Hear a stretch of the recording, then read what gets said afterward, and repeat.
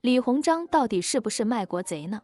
清朝末年，内忧外患，民不聊生，丧权辱国，割地赔款是无数国人心中永远的痛。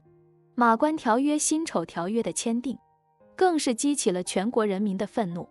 一时之间，李鸿章成为了那个千夫所指、人人得而诛之的历史罪人。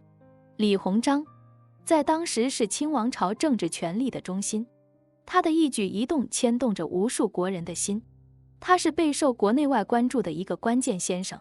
李鸿章是当时朝廷上唯一一个西洋通的国之大臣，他临危受命，深知肩上的责任重大，他更深知国内的积贫积弱，也看到了西方国家的强大。在谈判桌上，西方列强盛气凌人，态度极其傲慢，条件也极其苛刻，几乎是没有商量的余地的，常常都是你同意也得同意，不同意咱们就打。而李鸿章呢，则是竭尽全力的周旋，最大程度降低损失。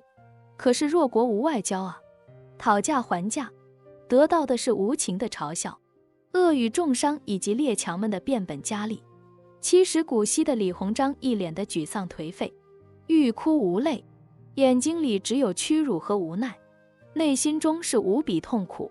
而这些难言的苦涩，不能也无法跟别人去说，没有人会理解和同情他的。他一个人仿佛漂泊在一个四面环海的岛上，他大声疾呼，周围只有汹涌的波涛和呼啸的海风啊！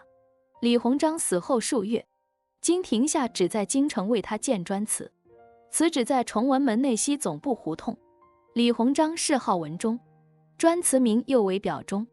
那些口口声声说李鸿章是卖国贼的人，你们当清朝廷和慈禧都是傻子吗？把一个不断出卖国家利益的人当忠贞吗？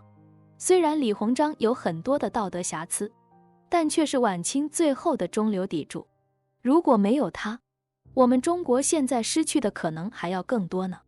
李鸿章是清朝的官员，他的所有作为都代表着清政府，所以他签订的所有丧权辱国条约，可都是清王朝的意思，可不是他一个人能做得了主的呀。李鸿章他自己也很清楚，曾说自己是裱糊匠，只能粉饰外表，没事的时候还可以勉强支撑，有事这房子立马就塌了。与其说李鸿章是卖国贼，不如说他是背锅侠更贴切一点。